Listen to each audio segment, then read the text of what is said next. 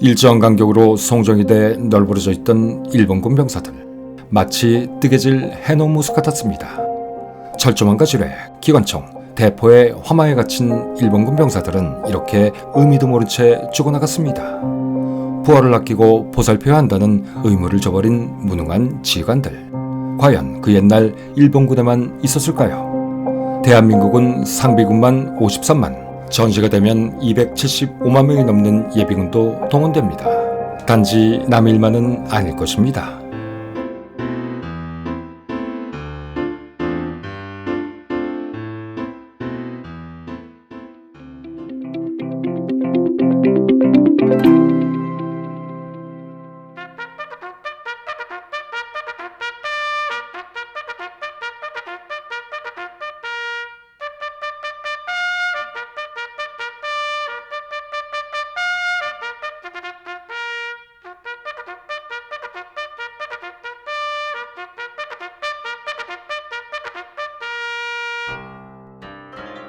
백거대의 참혹한 괴멸을 끝으로 3차 총공세는 실패했습니다. 제1사단, 7사단, 9사단, 11사단의 피해 또한 사실상 전멸이나 마찬가지인 상태였죠. 이렇게 제3군의 사상자는 이미 2만 명을 뛰어넘어 3만 명을 바라보는 전례없는 기록을 세우고 있었습니다. 그럼에도 이치치고스케는 고집스럽게 정면 공격만을 주장하는 판국이었고 대본영에 계속 포탄과 보충병만을 요구하고 있었죠. 일이 이 지경에 이르자 마침내 노기 마레스케를 제3군 사령관에 추천한 야마가타 아리토모 원수조차 분통을 터뜨려버리고 말았습니다. 노기를 갈아치워라. 물론 이는 노기 마레스케 중장의 직속상관인 오야마 이아오 대장의 승인이 필요한 것이었지만 오야마 이아오는 그렇게 하면 오히려 아군의 사기만을 저하시킬 것이다 라며 묵살해버립니다. 대신 그는 차선책을 택했습니다. 바로 자신의 참모장인 고다마 겐타로 중장을 리슨에 파견하는 것이었죠. 사실 고다마 겐타로가 저 멍청한 이치치고스케의 작전권을 박탈해 대신 지휘하게 하는 것이 더 좋은 선택이었지만 문제는 고다마 겐타로가 사전투를 수행 중이었기 때문에 갈 수 있는 입장이 아니었습니다. 이에 따라 시간이 지나면서 오야마 이아오의 참모들도 불평을 내뱉기 시작합니다. 오야마가 리슨에서의 무익한 대량 희생이 이치치에게 책임이 있다는 것을 잘 알면서도 교체하지 않은 것은 역시 같은 사스마 출신이라서 그런 것이 아니냐. 또 파벌 타령이었죠. 그 사이 대본영에서는 9월과 10월에 걸친 막대한 희생으로 인해 급격하게 전력이 소모된 제3군에 마침내 마지막 남은 예비부대였던 제7사단을 지원하기로 결정하게 되죠. 이로써 일본 본토에는 사실상 예비부대가 전무하게 됐습니다. 일이 이렇게 되자 오야마 이아오는 이 금쪽 같은 사단이 이치치의 멍청한 작전으로 시체 더미로 변하는 것을 더 이상 방관할 수 없게 됩니다. 고다마 겐타로 역시 자신의 다른 이하 부대가 포탄 부족에 시달리는 와중에서도 신규 생산되는 포탄들 대부분을 리슨의 제3군으로만 보내는 것을 허가하는 것도 싫었거니와 이제 마지막 남은 예비사단인 7사단마저 제1, 9, 11사단처럼 허망하게 시체 더미로 변하는 것을 바라지 않는 것은 마찬가지였죠. 실제로 9월 중순의 전황은 그야말로 일본 제3군에게 절망적이었습니다. 해군 중포대의 치열한 포격으로 리순 시가지에도 포탄이 떨어지는 상황에는 이르렀지만 육군은 여전히 지난날의 전술을 되풀이할 뿐이었던 것이죠. 당시 일본군의 포위망을 뚫고 탈출한 라드비르 중위는 서방 기자들에게 다음과 같이 말했습니다. 일본군은 왜 그렇게 많은 병사들을 죽이는지 이해할 수가 없다. 내 말을 도무지 못 믿을 것인데 예를 들자면 9월 14일 당시 제2, 제3포트 사이에 협소한 지대에만 2600거에 이르는 일본군의 시체가 쌓여있는 것을 봤다. 아군 사령부에서도 왜 이리 많은 병사들을 헛되이 죽게 했는지 그 작전 내용을 알아내는데 무척 애를 먹어야 했다. 그러나 여러분들도 잘 아시듯 그 작전 내용이라는 것이 어처구니 없고 유착이 짝이 없는 이치치의 숫자 해석놀이였던 것이었죠. 어쨌든 이 당시 오히려 일본 제3군의 끈질긴 공격하에 러시아군의 감투 정신도 그만큼 강해지고 있었습니다. 한 예로 어떤 중령이 지휘하던 러시아군 소부대는 사실상 함락 직전에 포대를 사수했었는데 이 부대는 끝까지 물러서지 않고 저항해 결국 단 한 명도 남김없이 전멸해버린 적도 있었습니다. 한편 야마가타 아리토모도 분노와 수치심에 치를 떨고 있었습니다. 그리고 그는 억지로 7사단을 파견하면서 다음과 같은 한시를 지어 노기에게 전보를 보냈습니다. 비극으로 끝이 난 제3차 총공세. 적에게 준비까지 시켜주고 병사들을 던져주도다. 바로 노기마르스케를 조롱한 것이었죠. 이 당시 일본군은 그나마 이치지 고스케가 그리도 거추장스럽다고 비하했던 280mm 유탄포가 러시아군 포대에게 계속 피해를 입혀 러시아군의 사상자는 물론 보수공사마저 어렵게 만들었던 점이 그나마 유일한 전가라면 전가를 할 수 있었습니다. 그리고 노기 마레스케도 그동안의 침묵을 깨고 11월 27일기에 1사단, 7사단을 동원해 203 고지를 공격할 것을 명령했습니다. 여러 차례 언급하지만 만약 이 조치가 3개월 전에 실행됐더라면 일본군은 그토록 많은 사상자를 내지 않았을 것입니다. 물론 러시아군이 더욱 요새화시킨 203 고지 공격에서 1사단과 7사단은 막대한 사상자를 내었지만 분명한 것은 이제 일본군의 공격이 요새의 정구간이 아닌 이 203 고지를 향해 집중되기 시작했던 것이었습니다. 그리고 이때 노기 마르스케의 두 아들들 금주성 동물을 공격하다가 전사한 노기 가스케 중위의 뒤를 이어 차남인 노기 야스케 소위 역시 이 공략전에서 전사해버리고 말았죠. 이렇듯 노기 마르스케도 이 전쟁을 통해 두 아들을 모두 잃는 슬픔을 겪어야 했었습니다. 어쨌든 이때부터 203 고지 전투는 점차 치열해져가며 러시아군의 피해도 심각할 정도로 늘어나기 시작합니다. 203 고지는 제3군의 시체들로 뒤덮이고 있었지만 여전히 생존한 일본군 병사들이 끈덕지게 달라붙어 있었고 이로 말미암아 러시아군 역시 투입할 수 있는 모든 전력을 이 고지로 집중시키고 있었던 것이죠. 이에 수비작전을 실질적으로 총지휘하고 있던 콘트라제코 소장은 휘하 지휘관들을 집합시켜 훈시를 합니다. 병사들이 일본군의 착검 돌격에 겁을 먹고 있다. 이들이 겁내지 않게 하기 위해서는 일본군보다 먼저 행동을 개시하고 더 용맹스럽고 저돌적으로 돌격하도록 해야 한다. 그러기 위해서는 그대들이 먼저 군도를 휘두르며 앞장서서 돌격을 지휘해야 한다. 11월 27일 일본군 후비보병 제4여단 38년대와 후속하는 후비보병 제1여단 16년대가 203 고지에 투입됩니다. 이제는 현역병들이 부족해서 결국 후비보병이라 불리우는 동원예비군까지 투입시킨 것이었죠. 그리고 야간이 되자 양측의 격전은 더욱 심화되었고 동이 트기 시작하자 또다시 203 고지는 온통 일본군 시체들 외에는 아무것도 보이지 않게 됩니다. 당시 최초로 연대 규모로 공격을 감행한 일본군 동원예비군인 38년대는 203 고지의 동북쪽을 장악한 대가로 단 40명만이 살아남아 있었습니다. 그러나 날이 밝으면 곧 러시아군의 역습이 시작될 것이고 단 40명만으로 이들을 상대하는 것은 자살행위였습니다. 결국 이들은 20명씩 조를 이뤄 203 고지를 내려왔고 공세는 또다시 실패로 돌아오고 말았습니다. 그런 동안 마침내 고다마 겐타로 중장이 류순에 도착했습니다. 당시 육군대장으로 진급한 상태였던 고다마 겐타로는 현지에 도착하자마자 엉망진창이 되어 있는 제3군 사령부의 실상을 보고 크게 분노하지 않을 수 없었습니다. 그리고 그 분노는 자연 졸렬한 작전을 지휘한 이치치 고스케 소장에게 분출되었죠. 이치치, 대체 이게 어떻게 된 것인가? 자네의 작전 지휘로 얼마나 많은 병사들이 저 고지에 뼈를 묻어야 했는지 아는가? 지금 자네가 파리 때처럼 죽이고 있는 병사들은 바로 천황폐의 적자들이란 말일세. 그리고 왜 통신소를 정거장에 설치하지 않은 건가? 이치지 고스케는 그야말로 자살하고 싶을 정도로 심각한 질책과 폭언을 들어야 했습니다. 그리고는 본인은 오야마 총사령관 각하의 대리로서 여기에 와 있다. 거기에 관한 서명장은 여기 있으니 참고하고 제3군 사령관의 직권은 일시 정지시켰다. 대신 내가 지휘하기로 한다. 그리고 작전의 요지는 이 전황을 타개하기 위해 공격 계획을 전면 수정하는 것이다. 그것은 첫째, 203 고지의 점령을 최우선으로 선정하고 중포부대를 신속히 고기산으로 전진 이동시키며 203 고지 부근의 의자산을 먼저 제압한다. 그리고 둘째, 203 고지를 점령한 다음 주야 15분 간격으로 280mm 유탄포를 발사해 류승왕의 러시아 해군을 경멸시킨다. 고다마 겐타로의 명령을 수령한 참모들은 어이없어 했습니다. 그것은 포병의 상식으로는 이렇듯 포대를 급작스레 전진 배치시키고 지속적으로 포를 발사한다는 것은 도저히 불가능한 것이었기 때문이었죠. 하지만 분명한 것은 명령은 무조건 복종해야 한다는 것이었습니다.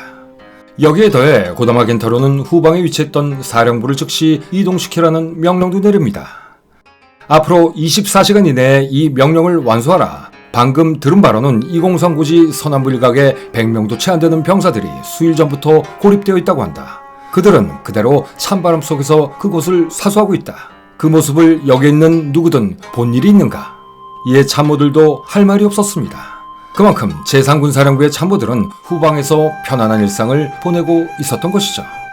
이로써 3군 작전참모부장 오바 지로중재를 위시한 3명의 참모들이 완전 군정을 꾸려 최전방으로 시차를 나가게 됩니다. 12월 3일 고다마 겐타로도 전선 시차를 나갔습니다.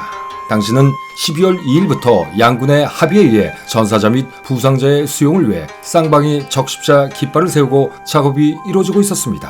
이 기간 동안 양군 장교들은 술 같은 것을 서로 교환하며 기념사진을 찍기도 했었죠.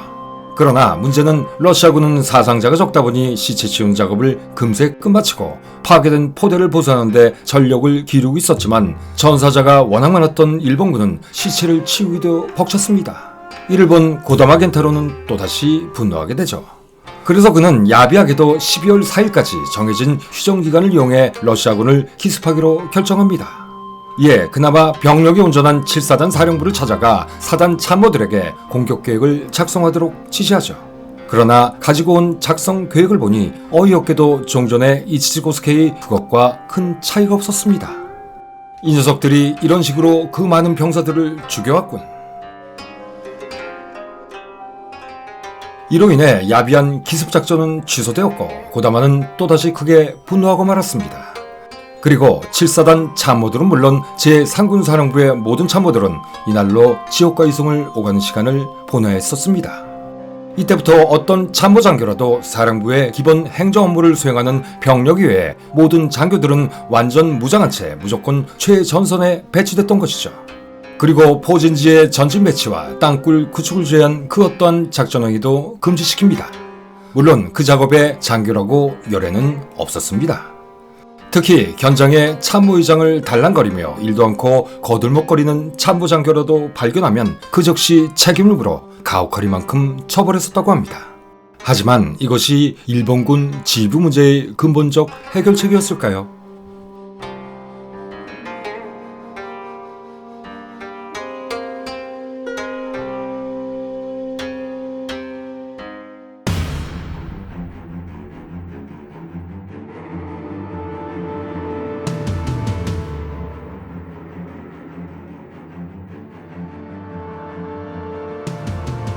(1904년 12월 5일) 마침내 화정령에서 이동해온 중포와 산포들이 먼저 203 고지를 향해 포격을 퍼붓기 시작했습니다.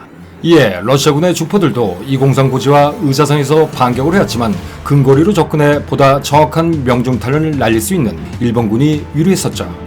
이때부터 203 고지 정상의 러시아군 진지는 잇따라 정확한 포격을 얻어맞으며 파괴되기 시작했고 고지 하단에서 돌격을 준비하는 7사단의 병사들은 모처럼 만에 이런 정확한 포격 지원을 받게 되자 사기가 오르기 시작합니다. 그동안 일본군 제3군의 작전 참모들은 단 한 번도 제대로 된 전선 시찰도 그에 따른 정확한 탄착 지점의 지정조차도 안 해줬던 것이었죠. 그런 동안 해군의 중포들도 잇따라 불을 뿜어 러시아군의 포대를 파괴하기 시작했습니다.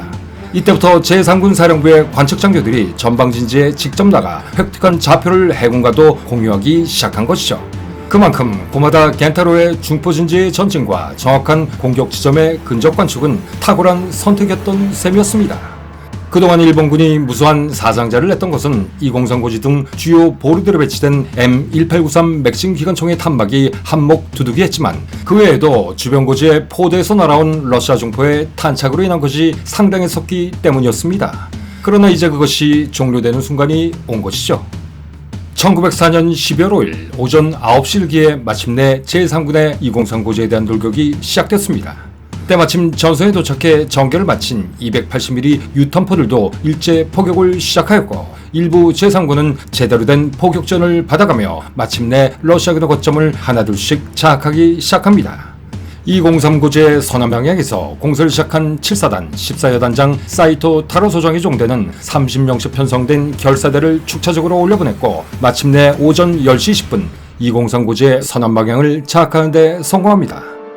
그토록 많은 희생자를 냈음에도 함락시키지 못했던 203 고지에 마침내 일장기를 꽂은 것이죠. 동시에 203고지의 동북방향에서 공격해 들어간 역시 7사단 13여단장 요시다 세이치 소장의 종대는 러시아군의 완강한 저항을 받자 잠시 공세를 중지합니다.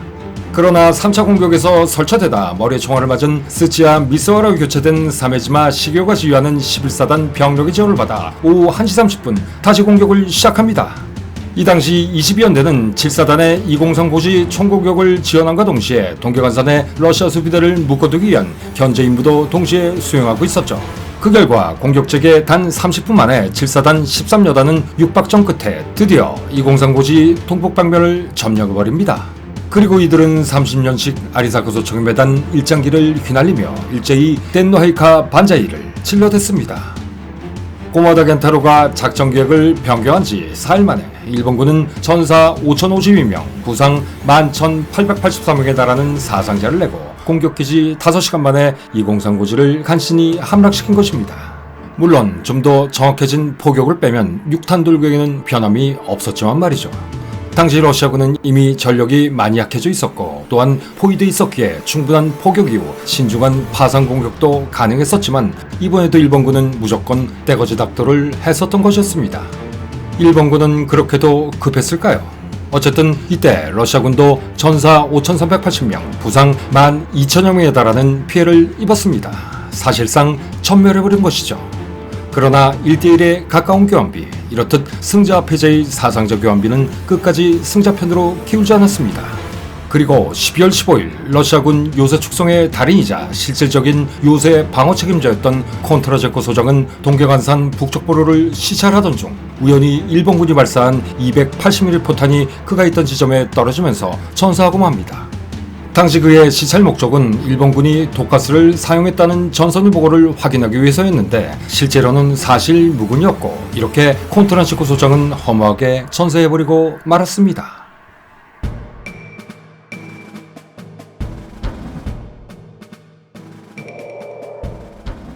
그리고 이것이 결정적 원인이 되고 말았습니다. 병사들의 존경을 한몸에 받고 있던 콘트라젠코 소장의 전사 소식은 러시아군의 사기를 급전직하로 떨어지게 했던 것이죠. 콘트라젠코 소장이 전사한 다음 날인 12월 16일 11사단 22연대가 필사적으로 매달려 작업한 땅굴 파기가 마침내 예정 지점에 도달 2.3톤의 다이나마이트 장착이 완료되었고 12월 18일 14시에 폭파됐습니다. 이어 22연대와 7사단 후비보병 38연대 2대대가 이곳에 증원되며 나란히 전투에 투입, 마침내 일본군은 무려 7개월에 걸친 끔찍한 전투를 끝내고 1904년 12월 18일 동계관선 북쪽포로를 점령하는 데 성공합니다. 하지만 12월 5일에 203고지가 이미 함락되었고 일본군의 포격에 의해 러시아 태평양함대가 전멸적 상황에 놓인 이상 이미 동계관선 북쪽포로는 요새로서의 가치가 사라진 이유였습니다. 다시 말해 그동안 11사단이 동계관선에서 무수한 희생을 치르며 했던 작전은 모두 삽질이 되어버린 것이죠. 한편 다시 12월 5일로 돌아가 203고지를 확실하게 장악한 오후 2시가 조금 지난 시점 마침내 고지 정상에서 전화가 걸려왔습니다. 이에 고다마 겐타로는 미끄러져 자빠지며 지휘소로 급히 달려가 통화를 합니다. 지휘부다, 류순왕이 내렸다 보이는가? 고다마 겐타로의 첫 통화는 이렇게 시작되었죠. 그것은 가장 중요한 질문이었고 이 고지를 함락시킨 이유였기 때문이었습니다. 예, 아주 선명하게 보입니다. 러시아 함대가 아주 똑똑히 보이고 있습니다. 좋아. 그리고는 매우 만족해하며 280mm 유탄포대에게 203고지에서 불러주는 좌표대로 즉시 포격을 가해 러시아 태평양 함대의 전함들을 격침시킬 것을 지시하죠. 물론 이때마저도 해군 포대에게는 좌표 통보에 시간차를 두었습니다. 자신들이 승리의 공적을 먼저 취하기 위해서였죠. 참으로 끝까지 못 말리는 군상들이었습니다. 약 10분 후 요란한 포성과 함께 280mm 유탄포들이 일제포격을 개시했습니다. 그리고 그 명중률은 매우 높았으니 류순왕 내 정박해 있던 배수량 1960艘의 전함 폴타바가 가장 먼저 대폭발을 일으키며 서서히 침몰하기 시작합니다. 이어 배수량 12,900톤의 전함 레트비잔도 8발이나 얻어맞으며 승함에 있던 위렌 제도까지 부상을 입히고 사실상 고철로 변해버리죠. 그리고 203고지 점령으로 역시 전술적 가치가 모두 사라져버린 일용산보루가 12월 28일 똑같은 땅굴 파기 작업에 의한 대폭발로 300명의 수비병 중 절반을 생매장시키고 점령됐습니다. 31일에는 송수선 보류 역시 같은 방법으로 함락되었고, 마침내 일본군이 류순신을 향해 일제히 포격을 시작한 지 2시간 후인 1905년 1월 1일 오전 9시 러시아 수비군 사령부 옥상에 100기가 내걸리며 류순 요새 방어사령관 아나톨리 세셀 중령의 항복 서한이 일본군에게 전달하게 되었고, 이로써 총 150여일간에 걸친 류순 요새를 둘러싼 공방전은 막을 내립니다. 서울의 남산보다도 낮은 랴오통반도 끝자락의 203고지. 끔찍한 전투로 양쪽 수만 명의 사상자를 내며 럴 전쟁 승패의 분기점이 되었습니다. 상상을 초월하는 희생자를 내고 끝내 이고지를 차지한 일본군은 결국 발트함대가 오기 전에 러시아 태평양함대를 격파했습니다. 이로써 일본군은 만주에 진출한 육군의 해상보급로를 안전하게 확보하게 된 것이죠.